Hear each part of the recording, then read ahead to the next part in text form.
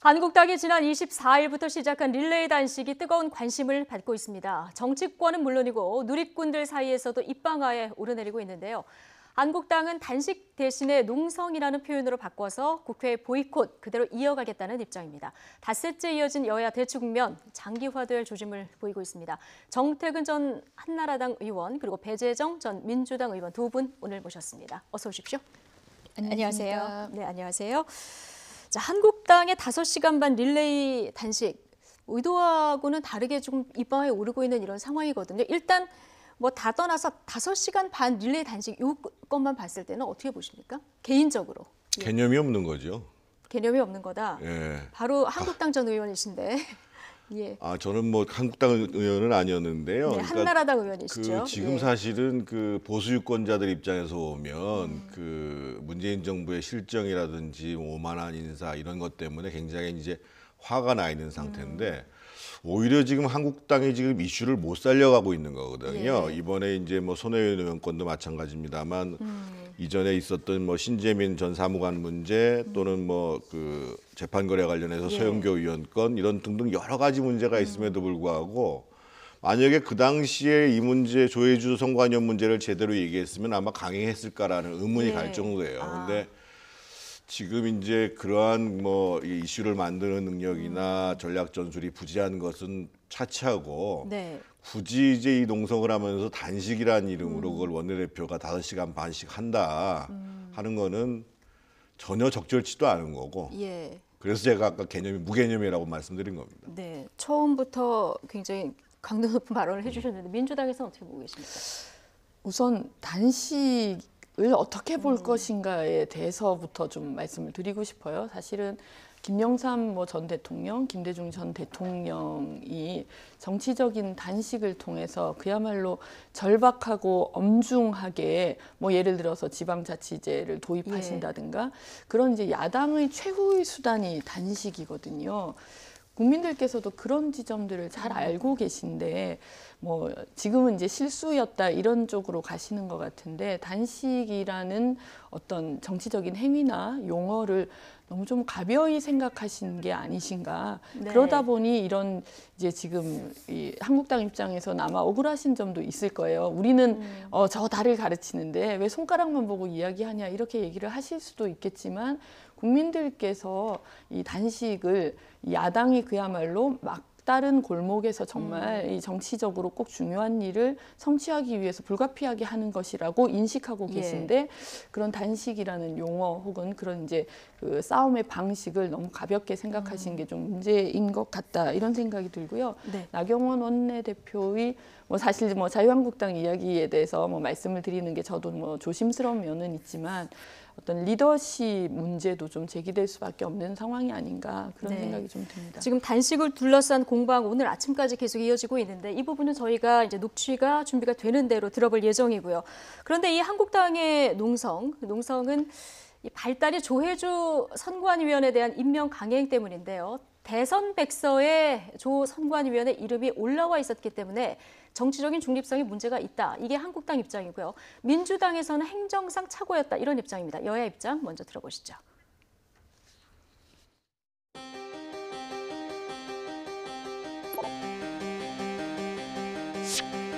공정한 인사를 요하는 선관위 상임위원으로 임명을 강행한 것은 정치적 중립을 심각하게 침해한 대선 백서에서 선거 캠프에 있었던 사실을 삭제했다는 의혹도 제기되고 있습니다.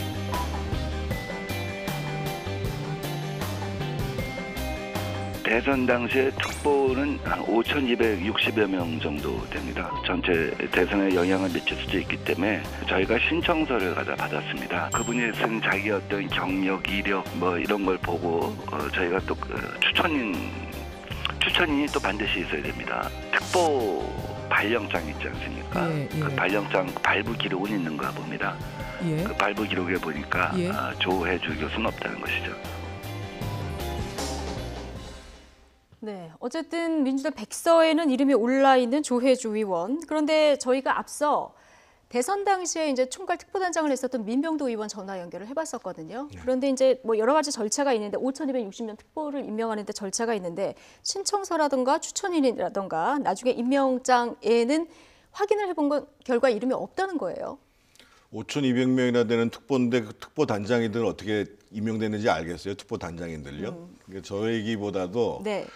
지금 이제 선거 백서라는 게 2017년 9월 달에 발간이 됐어요. 보통 선거 백서에 올라오는 사람들은 공신록입니다. 그러니까 선거 백서에 예를 들면 캠프에 참여해서 예. 이후에 산하기관을 간다든지 공공기관을 간다든지 또 여러 가지 배려를 받는 건데 그 이름을 당- 올리려고 하겠군요. 그러면. 그럼요. 예. 그리고 그 당시에는 그러니까 지금 저기 나옵니다만 공명선거 특보는 또 한 사람이었다는 거잖아요. 그러니까 저는 사실은 지금 이제 자유한국당이 단식이라는 표현을 써가지고 약간 희화된 측면이 있는데 이 사태의 발단은 청와대에 있는 것입니다. 네. 청와대 민정수석실이나 거기서 검증을 할 때에 아 이런 문제가 충분히 있을 수 있는 문제라고 판단함에도 불구하고 별 문제 아니다라고 해서 선관위원을 추천을 했기 때문에 사실은 문제가 되는 거고요. 과거에 제가 국회의원 할 때에 이명박 정부 시절이죠.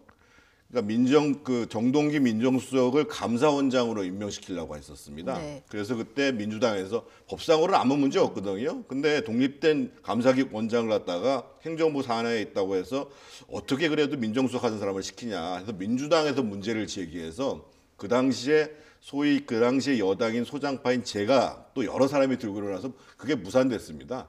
그 사례에 비하면 이 사안은 훨씬 더 심각한 사안입니다. 어쨌든 정권이 바뀌고 나면 그때는 맞고 지금은 틀리다. 이게 계속 반복되는 걸 저희도 이제 언론 뉴스를 전하면서 뭐 자주 전하게 되는데 발단은 청와대에 있다 이런 얘기를 해주셨습니다. 어쨌든 지금 논란이 되고 있고 공방이 있을 수 있는 인물을 꼭 임명을 해야 되겠느냐 이런 지적도 있는데 어떻게 보십니까? 여러 가지 측면을 봐야 될 것 같습니다. 예. 우리 민병두 전 특보단장이 밝힌 것처럼 대선 백서에 이게 실수로 올라간 것이냐 이런 측면이 하나가 있고요. 그러니까 네. 만약에 실수라면 그건 조혜주 선관위원 입장에선 아주 억울한 측면이 될 텐데요. 그게 실수일 가능성이 있고요. 만약에 예. 실수가 아니라면 그러면 이게 얼마나 정당한 것인가에 대해서 사실 국회에서 따지라고 인사청문회가 있는 것 아니겠습니까? 그런데 자유한국당이 인사청문회를 안 하신 거예요, 사실. 뭐 예. 여당 입장이나 청와대 입장에서는 당연히 인사청문회 통해서 만약에 이런 뭐 실수다 아니다. 실제로 이분이 그러면은 그 대선에서 특보로 뛰었는지 여부를 밝히시면 되는 거거든요. 그런 기회를 왜 걷어차시고 지금에 와서 대통령이 임명한 걸 가지고 이렇게 뭐 릴레이 단식이다. 이렇게 해서 좀 이 전체 어떤 정치를 좀 왜곡하고 아니면 좀 정쟁으로 이렇게 끌고 가시는가. 이런 측면이 좀 안타깝고요. 우리 정 의원님 금방 이제 이전에 있었던 감사 원장 관련 말씀을 하셨습니다만 저는 이것도 좀 우리 자유한국당에 여쭤보고 싶어요. 자유한국당이 박 대통령 때도 그렇고 박근혜 대통령 때도 그렇고 실제로 뭐 대선 후보를 이명박 대통령을 지지했던 분을 또 선관위원으로 임명했던 사례도 있고요. 네. 뭐 윤리위원 하시던 분을 또 중앙선관위원으로 임명하신 사례도 있고 이런 사례들이 있거든요. 그렇다면 저는 예전에도 그랬으니 이번에도 괜찮다 이런 차원이 아니라 국회에서 더 이 부분을 논의하고 그럼 우리가 선관위원을 어떻게 임명하는 것이 국민들의 입장에서 가장 객관적이고 공정할 것인가 이렇게 논의의 장을 펼칠 수 있는 좋은 기회가 있었는데 왜 그런 것들을 사실 밥상을 걷어차시고 이제 와서 조혜주 의원 임명은 안 된다 이렇게 하고 계신지 좀 이해가 안 되는 부분들이 분명히 있습니다. 예. 이 청문회 무산과 관련해서 그런데 또 한국당에서는 조금 다른 입장인 것 같습니다. 민주당 쪽에서 증인 채택 거부했기 때문이다 이런 얘기를 이제 한국당 측에서는 하던데요. 그러니까 그 최초에는 지금 백서에 나온 예. 일 때문에 이것이 어떻게 검증됐는가를 요청하기 위해서 민정수석실이나 인사수석실에 있는 사람들을 증인으로 채택하라고 얘기를 했는데 그것이 안 받아들여졌죠. 그래가지고 그거를 거부하게 됐는데 저는 지금 말씀하신 대로 사실은 그것을 증인이 안 받아들이더라도 청문회를 하는 것이 좀 맞았다고 생각을 해요. 기본적으로. 그래서 저희가 손혜원 의원 건이 예를 들면 1월 15일 날 시작됐거든요. 그래서 아직도 계속 끌고 가고 있는데 아마 이때 청문회가 예정대로 진행이 돼서 실제로 이제 뭐 지금 이제 선관위에 있었던 고위 관계자들 같은 경우는 상당수가 이 사람 스스로가 돌아다니면서 나 캠프에 참여했다고 말했다는 거 아니에요? 그런 진술이 지금 나오기 시작하는 거 아니에요? 그러면 이제 그런 부분이 확인됐으면 당연히 제가 보기에 인사강행 못했을 겁니다. 예. 근데 과거에 그 모르겠습니다. 윤리위원이 당원인지 아닌지 잘 모르겠습니다만 저는 원칙적으로 과거 정부든 지금 정부든 네. 자기 캠프에 참여한 사람을 선관위원으로 임명시키는 것은 전혀 바람직하지 그렇지 않는 않다. 거예요. 이 정부가 더더군다나 적폐성산을 얘기하면서 이런 얘기하면 안 되고요. 더 원칙적인 건 뭐냐면 중앙선관위법에 오늘 어떻게 나와 있냐면요. 선관위원 중에 상임위원 한 사람을 호선하도록 돼 있습니다. 근데 예. 관행상 이전부터 대통령이 추천한 사람 중에서 상임위원을 뽑은 거예요. 그리고 이분이 아주 예외적인 경우가 이제까지 관행대로 그렇게 한다면 관행상 거의 선관위 사무총장을 지내신 분이 상임위원을 했었습니다.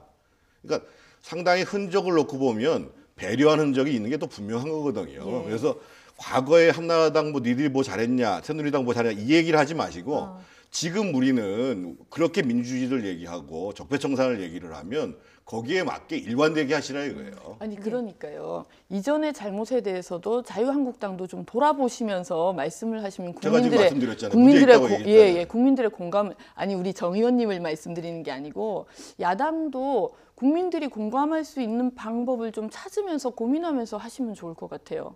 네. 어쨌든 두 분 다 청문회는 하는 것이 좋았겠다 이런 입장을 한 지금 가지 더 보여주셨는데 말씀드리면요. 그러니까 자유한국당이 지금 농성까지 간 이유는 그렇게 해서 이제 청문회가 처음에 안 됐어요. 네. 그래서 나중에 자유한국당이 다시 청문회 하자고 그랬답니다. 그랬더니만 또 홍영평 원내대표가 청문회 개최 기간이 지났다. 그래서 못 한다. 그래서 네. 역대 장관급 공직자로서는 청문회를 거치지 않은 유일한 사람이 되는 겁니다. 저게. 그러니까 청문회를 거치지 않고 임명된 첫 케이스가 된 이런 사례가 됐는데 이거를 한 가지 좀 따져보겠습니다. 상임위원이잖아요, 선관위. 선관위 상임위원 자리가 이 전체적인 공정성을 좌지우지할 수 있는 자리인가 이 부분에 대한 얘기를 좀 나눠보려고 하는데 일단 배재정 전 의원님은 어떻게 보십니까? 네, 저도 뭐 이 중앙선관위 세세한 역할에 대해서 뭐 제가 다 입력이 돼 있는 게 아니어서 좀 저도 검색을 해보고 좀 찾아봤더니요. 이 선관위원장을 보좌하고 예. 사무처에 대한 어떤 사무 감독을 하고 뭐 인사권을 가지고 있고 이러니까 중요한 자리인 것은 분명한 것 같고요. 그 뭐 같은 이야기입니다만 중요한 자리라고 자유한국당이 생각하신다면 국민들에게 뭐 만약에 조혜주 이 위원이 부적절한 인사다 이럴 것 같으면 그걸 국민들께 각인시킬 수 있는 좋은 자리가 청문회이거든요. 예. 실제로 지난번에 김태우 수사관 관련해서 뭐 상임위원회를 꼭 열어야 된다 해서 상임위원회를 열어봤으나 자유한국당이 또 제대로 된 어떤 국민들을 설득할 수 있는 그런 이 의정 활동을 또 못했던 전력이 있지 않습니까? 그런 걸 보면 인사청문회를 해도 별로 유리할 게 없다 이렇게 판단을 해서 안 하신 건지 그 이유는 잘 모르겠습니다만 아무튼 예, 이번 이 조혜주 위원 임명과 관련해서는 자유한국당이 별로 국민들께 설득력을 좀 얻지는 못하고 있다. 저는 그런 생각이 드네요. 예. 어쨌든 지금 할 일은 굉장히 많이 쌓여 있는데, 네, 이 어떻게 보십니까? 저는 조혜주 선관위원 사퇴시키는 것이 맞다고 봅니다. 이 문제를 해결하기 위해서요. 임명 지금이라도 철회를 해야 된다. 임명을 했으니까 본인이 사퇴하는 방식을 차지해야죠. 모양새상으로 예. 그러니까 법적으로 법적으로, 그렇죠. 예. 그러니까 이제 이 문제를 만든 거는 청와대입니다. 네. 청와대가 그런데 이제 구정 지나서 자유한국당이 언제 농성을 풀지 또는 뭐 전당대회 때문에 2월 말까지 갈지 모르겠습니다만 지금 국회에 산적한 현안이 있는 것이 사실이거든요. 뭐 이전부터 얘기했던 유치원 3법도 그렇고 얼마 전부터 제기됐던 우리 심석희 선수가 얘기했던 뭐 이 체육계의 성폭력 문제를 비롯해서 굉장히 여러 가지 현안들이 있어요. 그러면 실제로 국회가 움직여야지 이것이 현실화되거든요. 그렇죠. 그러면 이 문제는 결국은 이 인사 추천을 한 사람들은 청와대예요. 그러면 지금 사실은 그 선관위원 상임 선관위원 자리가 이 중앙선관위도 그렇고 각 시도 선관위원도 마찬가지고 선관위원장은 상근을 하지 않습니다. 상근을 하시는 분 중에 최고 지위에 있는 분이에요. 그래서 지금 당장은 이것이 이렇게 갈 수 있는지 몰라도 앞으로 그러면 선관위의 모든 유권 해석에 대해서 자유한국당뿐만 아니라 다른 야당에서 저 사람 문재인 캠프에 있었던 사람이어서 우리한테 불리한 해석을 할 것이다라고 하면 선관위가 계속 공정성 위비에 시달리게 돼 있어요.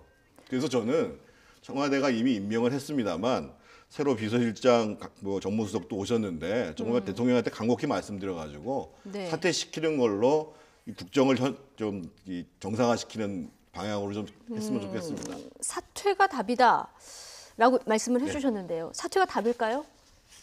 글쎄요, 그 부분은 뭐 더 고민들이 있으시겠죠, 있으시고. 그런데 지금 기류로 봐서는 뭐 사퇴를 하실까? 뭐 저는 개인적으로 별로 이렇게 동의를 하기가 좀 힘들고요. 이 선관위 활동에 대해서 앞으로 그러면 뭐 공정성 시비가 있을 수 있다. 이건 예. 어떻게 보면 이제 앞으로 있을지 모를 어떤 그 상황에 대한 염려를 말씀하신 것 같은데 그런 측면까지는 너무 미리 걱정하실 필요가 없지 않나 저는 그렇게 생각이 되네요. 예. 예. 그런데 이것하고 별개로 지금 한국당 지금 보이콧을 하는 것, 국회 이제 한국당이 뭐 20대 국회에 들어서 보이콧을 너무 자주 하기 때문에 현안 이 적절성 여부를 뭐 뒤로 하고라도 보이콧을 하는 것이 맞는 방법인가 이 지적도 또 있거든요. 아니, 학생은 학교를 가야지요. 학생은 학교를 가야 된다. 국회에서 근데 일을 해야 이제 된다. 지금 더더군 그러니까 지금 방법이 없으니까는 지금 보이콧 방법을 택했는데 예. 지금 이제 자유한국당을 지지하거나 좀 문재인 정부의 비판적인 보수 유권자들 입장에서 보면 굉장히 예. 답답한 게요. 그러니까 예를 들면 지금 양승태 대법원장 문제가 저렇게 심각한데 국회에서 막상 재판을 거래했던 문제에 대해서는 지금 침묵하고 있잖아요. 네. 그러면 그것에 대해서 문제의식을 느끼고 있는 보수 유권자들은 얼마나 답답하겠어요. 그러니까 사실은 자유한국당은 이슈를 제대로 키우고 그것에 대해서 정확히 문제 제기를 해서 올바로 해결해 나갈 수 있는 능력을 보여줘야 되는데 네. 지금 그런 면에 있어서는 상당히 지금 그 능력을 못 보여주고 있는 거예요. 그래서 제가 보기에는 어떤 계기가 될지 모르겠습니다만 그 국회 보이콧이 오래 가는 것은 별로 네. 바람직스럽지 않습니다. 들어가서 일을 하는 것이 맞다는 입장을 보여주셨는데 바른미래당 김관영 원내대표가 이런 얘기를 했더라고요. 국회를 거부하고 싶은 민주당, 한국당의 속내를 드러낸 것. 한국당만 그런 게 아니라 민주당도 여기 들어가 있거든요. 어떻게 보십니까? 아유, 집권 여당이 그럴 리가 있나요? 네. 그래서도 안 되는 것이고요. 그건 아마 이제 김관영 대표 같은 경우에는 선거제 개혁에 계속해서 이 뭐 야 3당이 함께 목소리를 높여 왔기 때문에 차제의 선거제 개혁의 의지가 아예 꺾이는 게 아닌가 이런 우려를 반영하신 것으로 보이고요. 여당이 만약에 그렇다면 여당 자리를 내놔야죠. 국회를 당연히 열고 이 금방 뭐 우리 정 의원님도 말씀하신 그런 민생 관련이든 뭐 최저임금법 관련해서도 논의를 할 것이 너무 많고 그런 이제 상황에서 국회를 보이콧하신다는 거에 대해서 상당히 좀 유감을 표할 수밖에 없고요. 저는 그렇더라고요. 짧은 의회 경험을 통해서 보면 야당에서도 보이콧을 쉽게 결정할 수 없었습니다. 실제로 뭐 저도 19대 때 야당 의원으로 했습니다만 그럼 우리가 나중에 어떤 상태에서 보이콧을 풀 것인가에 대한 고민이 있는 것이고요. 국민들이 얼마나 우리 보이콧에 대해서 호응을 해주실지에 대한 고민부터 하셔야 되는 거고 또한 수권 정당이 되기 위해서는 신뢰가 필연적인데 우리가 이런 행동을 했을 때 국민들께서 아 야당 믿을만 하구나 이렇게 받아들여 줄 것인지에 대한 깊은 고민을 먼저 하고 국회 보이콧을 하셔야 되는 거거든요. 근데 그런 이야기들을 하시더라고요. 나경원 대표는 원래 단식을 좀 제대로 하려고 했는데 나경원 대표의 발언에서도 의원들이 너무 바빠서 뭐 이럴 수밖에 없었다 예. 이렇게 말씀을 하시면 그럼 과연 자유한국당 의원분들께서는 의지를 좀 가지고 계신가 지금 네. 이런 국회 상황을 풀겠다는 그런 절박함을 가지고 계신가 이런 것들을 여쭙지 않을 수가 없습니다. 저는 제 경험이기도 한데 지난 우리 19대 말미에 필리버스터가 있지 않았습니까? 그때가 2016년 초였습니다. 총선 선거운동을 하고 있던 차였습니다만 전국에서 의원들이 다들 올라와서 필리버스터에 참여를 했거든요.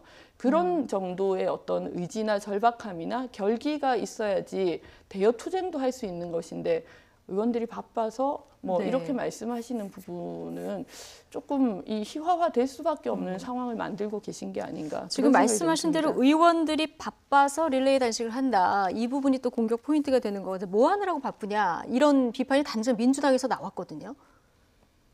뭐 의원들 뭐 여러 가지 지역구 활동도 있고 많이 있겠지요. 많이 있겠는데 그거는 뭐 나경원 원내대표가 표현이 적절치 않은 표현이었고요. 근데 사실 이제 그 단식을 만약에 한다 그러면 단식은 스스로가 결단하는 거지 남이 하라고 할 수 있는 게 아니거든요. 그렇죠. 제가 그 18대 때 한 열흘간 FTA 합의 처리 때문에 단식을 했는데요.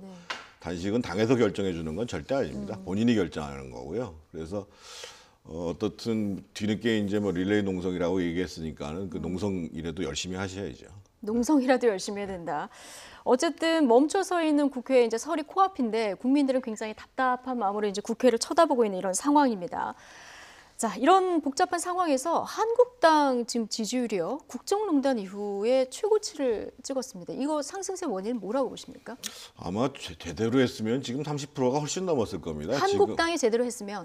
지금 예. 사실은 연말부터 시작해가지고 뭐 청와대 감찰 조직 문제, 신재민 전 사무관 문제, 뭐 손혜원 의원 문제, 서영교 의원 문제 지금 계속 문제가 제기되고 있고 청와대에서는 심지어는 아주 오만하게 인사를 하잖아요. 바로 몰아난 사람들 특보로 다시 앉히는 거, 이번에 선관위원을 하는 거. 더 심한 거는 예를 들면 지난주에 보면은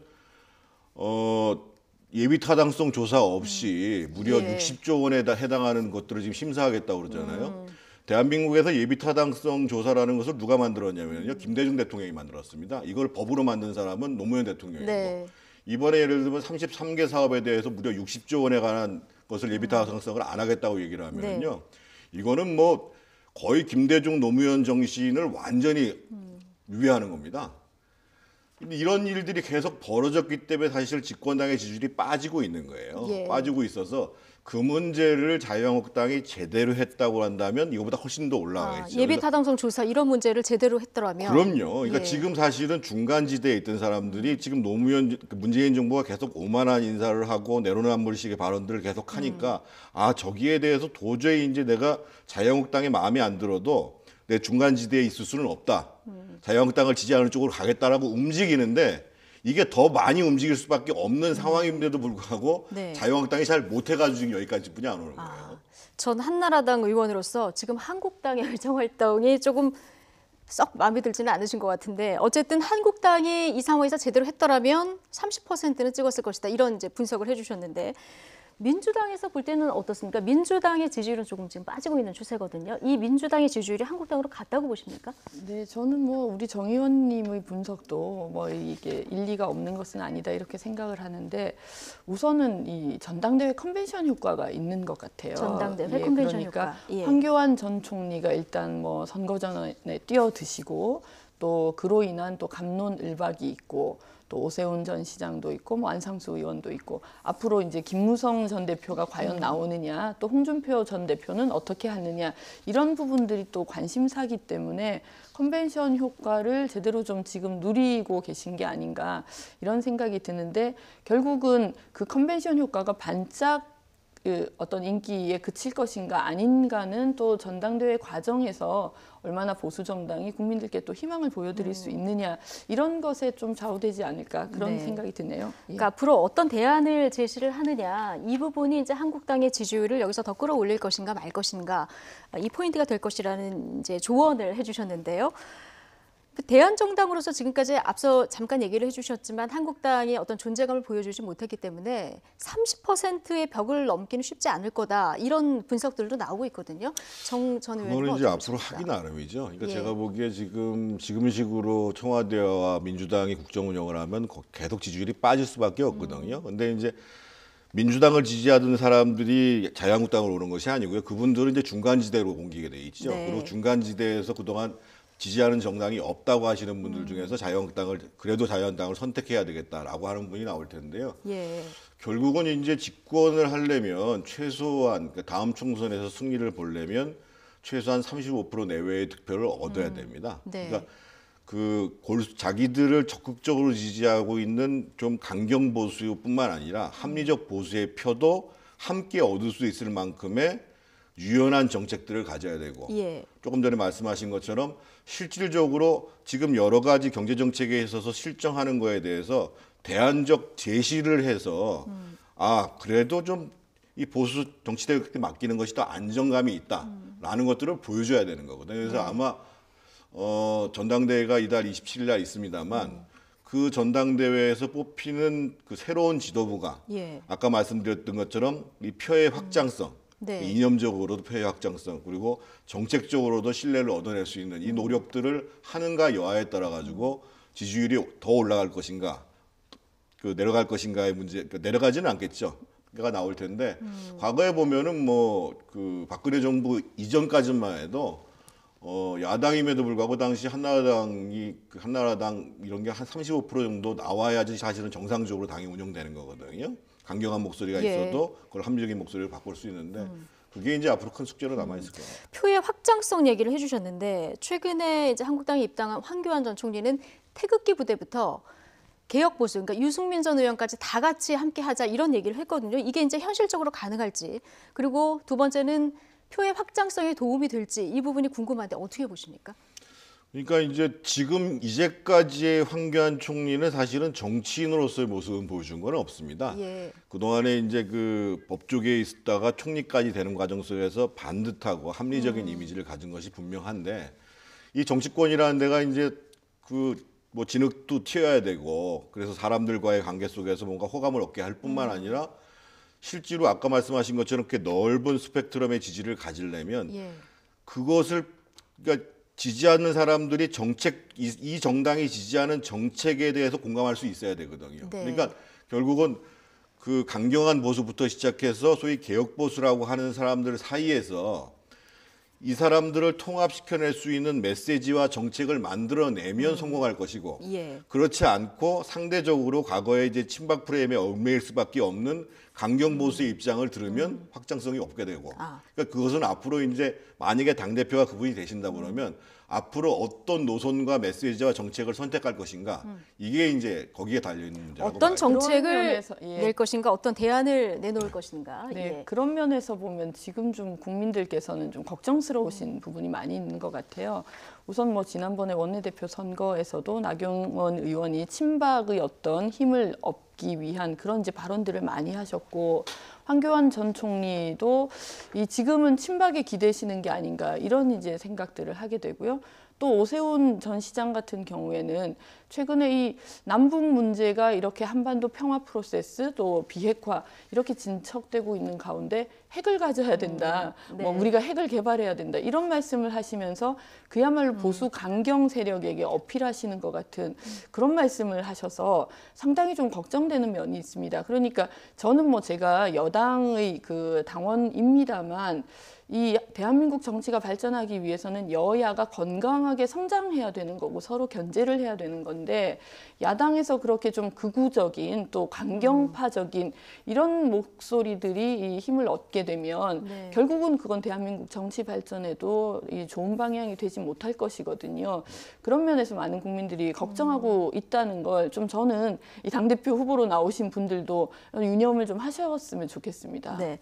너무 우클릭 발언 쪽으로 가게 되면 정치 발전에 도움이 되지 않을 것이다. 뭐 뿐만 이런 아니라 얘기를 해주셨는데요. 자유한국당 내부에서도 그렇게 되면 뭐 이념 논쟁 내지는 이전에 뭐 탄핵 찬성이냐 반대냐, 네. 뭐 복당이냐 아니냐 이런 식의 논쟁으로 또 프레임이 전환될 수밖에 예. 없는 상황이거든요. 그런 지점들을 뭐 물론 염려하시겠습니다만 국민들의 그런 시선도 아주 매섭다는 걸 알아야 될 것 예. 같습니다. 지금 정당 지지율 살펴봤고요. 대통령 지지율도 지금 바로 보겠습니다. 지금 긍정과 부정이 다시 조금 좁혀지고 있는데요. 지금 2주째 지금 하락하는 새해 들어서 이런 모양새인데요. 이게 어떻습니까? 손혜원 의원 논란, 또 조혜주 의원 임명 영향이 좀 있었다고 보십니까?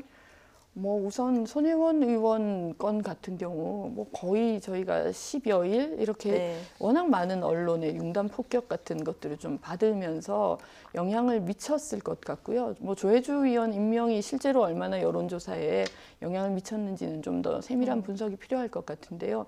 저는 제가 뭐 여러 번 방송에서도 그런 말씀을 드렸습니다만 예. 손혜원 의원 논란 같은 경우에는 여러 가지 측면으로 우리가 좀 건강한 그런 토론이 좀 이어졌으면 좋겠습니다. 우선 하나는 지역 균형 발전을 위해서 이 뭐 수도권 중심이 아니라 각 지역에서 도시 재생이 어떻게 건강하게 진행되어야 할 것인가 이런 측면들에 대해서 조금 더 저는 방점이 주어졌으면 좋겠다는 생각이 들고요.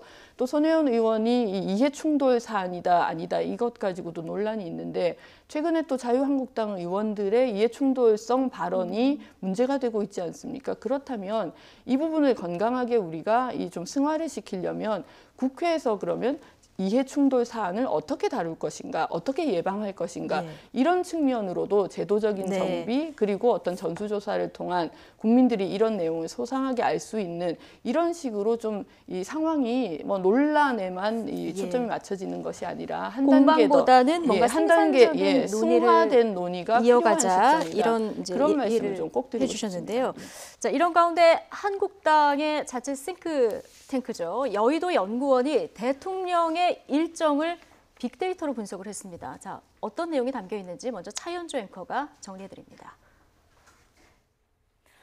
자유한국당이 문재인 대통령을 방콕 대통령이라고 비판했습니다. 방에 콕 박혀 있었다는 건데 취임 후 공개 일정 대부분이 청와대 내부에서 진행이 됐다는 주장입니다. 이에 대해 청와대는 사실 왜곡과 자의적 해석에 불과하다며 강하게 반박했습니다. 한국당 여의도연구원과 박성중 의원이 지난 600일간의 일정을 빅데이터로 분석해 발표했는데요. 전체 공개 일정 중에 75%가 내부에서 진행이 됐고 특히 전체의 55%가 청와대 여민관에서 진행됐다고 주장했는데요. 이에 대해 청와대는 공식 집무실인 여민관에서 업무를 보고 참모들의 대면 보고 일정까지 세세하게 공개한 덕분이라고 반박했습니다. 한국당은 또 경제 현장 방문은 18건인 반면 북한 관련 일정은 33건에 달했다면서 문재인 대통령이 경제보다 북한에 올인했다고 강조했는데요. 청와대는 3차례의 남북 정상회담 일정을 세부 일정으로 나눠서 통계를 왜곡한 것이라고 지적했습니다. 또 문 대통령 취임 이후 600일 가운데 160일은 공식 일정이 없는 날이었고 그중에 연차 휴가 21일을 제외한 139일의 일정은 깜깜이었다고도 주장했는데요. 이에 대해 청와대는 해당 일수에는 순방 중의 이동일, 명절에 공휴일까지 모두 포함된 날짜라고 반박했습니다. 네, 그 세세한 것까지 빅데이터로 이제 분석을 하네요. 지금 보면은 1,800끼니 중에서 공개 식사 일정은 100회다. 이런 거를 분석을 했거든요. 한국당이 이렇게 방콕 대통령을 주장하는 이유는 뭐라고 보십니까? 저는 별로 적절치 못한 지적이라고 봐요. 적절치 못한 지적이다. 그러니까 저는 예. 이제 기본적으로 대통령은 너무 바쁘면 안 된다고 생각하는 사람입니다. 네. 대통령이 충분히 사람들을 만나고 충분히 생각하고 이래서 정말 그 중요한 문제에 대한 매듭을 짓고 결단을 하는 게 저는 대통령이라고 역할이라고 생각할 생각하는데. 시간이 필요한. 근데 예. 한국당이 지적한 중에 굉장히 중요한 대목은 대통령께서 식사를 그 많은 사람들과 대화의 자리로서 활용하지 못한다는 건 아주 큰 문제고요. 예. 적어도 대통령은 그 사실은 참모들한테 항상 직언을 듣기는 어렵거든요. 그러면 본인의 멘토격인 사람이든지 또는 반대 진영에 있는 야당에 있는 사람들을 만나서 정말 식사를 하면서 허심탄회하게 얘기를 좀 들어봐야 아 지금 제대로 가고 있는가 안 가고 있는가를 판단을 할 거거든요. 조금 전에 지지율이 쭉 빠지고 있습니다만 저 빠지는 거에 대해서 아마 참모들은 아 경제 홍보를 왜 열심히 하는데 왜 빠지지 이럴지도 모르겠습니다만 경제계에서는 도대체 대통령이 어떤 행보를 가는지 이해할 수가 없다. 대기업들 바로 일을 잘하라고 얘기했다가 또 어제는 또 그 국민연금 주주권 행사하라고 얘기했다니까 도대체 무슨 얘기하는지 모르겠다. 이렇게 얘기를 한단 말이에요. 그럼 이런 얘기들을 참모들의 얘기가 아니라 정말 생생하게 그 격이 없이 만나는 사람을 통해서 듣는 과정들. 더 많이 이런 들어야 한다. 예. 지금 사실은 대통령이 식사 일정은 너무 적은 겁니다, 사실은요. 그러니까 네. 저는 오히려 외부의 행사 일정은 많을 이유가 사실 없어요. 중요한 것만 하시면 되는 거고 국정에 대한 판단을 하기 위해서 해당 분야의 전문가라든지 또는 정치적으로는 또 반대 진영에 있는 사람까지를 포함해서 네. 많이 만나서 네. 많이 꼭 뭐 식사를 안 해도 차를 해도 좋습니다. 그런 과정들을 해야 되는데 그런 거는 지금 너무 부족한 게 사실이죠. 예. 어쨌든 청와대는 이게 통계를 왜곡한 가짜 뉴스다 뭐 이런 입장을 보이고 있는데 정동윤 민주평화당 대표도 뭐 혼밥은 위험신호다 이런 얘기를 사실은 했었었거든요. 이 부분은 저는 어떻게 우리 보십니까? 의원님 예. 말씀하신 것 중에 뭐 식사라든지 티타임이라든지 많은 분들을 만나셔야 된다는데 저도 동의를 하고요. 노영민 비서실장이 그런 차원에서 대통령 일정을 좀 조정하겠다 이런 또 입장들을 또 내셨고 아마 대통령께서 더 늘리실 거라고 생각합니다. 그런데 저는 이제 자유한국당의 이런 분석에 대해서 제가 유감을 좀 표명하지 않을 수가 없는 게요. 뭐 일방적으로 공개된 일정에서 북한 그 관련 일정이 경제보다 많았다 이렇게 얘기하시는데 저는 2017년 겨울의 상황을 모두 다 잊고 있는 게 아닌가 싶어요. 전쟁이 일어날까 봐 얼마나들 걱정을 하고 전전긍긍했습니까? 그러면 전쟁이 일어나면 우리 경제가 살아있을 수 있습니까? 우리 생존까지 위험한 상황인데 그걸 막기 위해서 대통령이 돈분서주한 부분들을 쏙 빼고 경제보다 북한 문제에만 뭐 대통령이 마치 이 일방적으로 이렇게 기울어 있는 것처럼 얘기하시는 건 저는 정말 2017년 가을, 겨울의 상황들을 없었던 것처럼 취급하시는 것 같아서 도저히 이런 부분들을 좀 납득할 수가 없고요. 대통령께서 더 많은 분들을 만나서 더 많은 의견들을 수용하시고 그런 측면을 통해서 뭐 이 국정을 운영하시는 것은 앞으로도 그렇게 될 것이라고 뭐 너무 걱정하지 않으셔도 될 것 같습니다. 네, 어쨌든 이런 지적은 이제 소통을 많이 늘리는 것이 국정 운영에 도움이 될 것이다. 이런 지적의 일환 아니겠습니까? 지금까지 정태근 전 한나라당 의원 그리고 배재정 전 민주당 의원 두 분과 이야기 나눠봤습니다. 고맙습니다. 감사합니다.